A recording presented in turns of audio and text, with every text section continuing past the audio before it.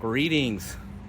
In this video, I'm going to show you how to get out a shopping cart for your Aldi's grocery store using a quarter. And of course, they use this system, a very neat and tidy system, in order to prevent people from taking carts from the shopping cart to a different location and leaving it.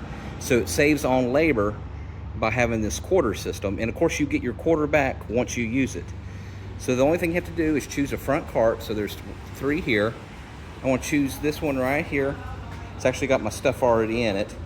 So the only thing you want to do is push in, and this chain is what's holding this cart up. So what I want to do is insert the quarter into the slot here, and then this will pry this chain off. All right, so we're going ahead and push that in. And you might have to push in, and then that's going to insert out,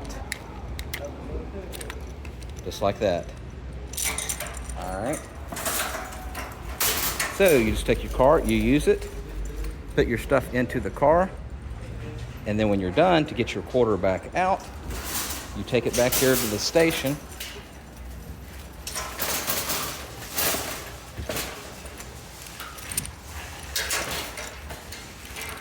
And what you want to do is push this in, and that will push your quarter back out, and you get your quarter back.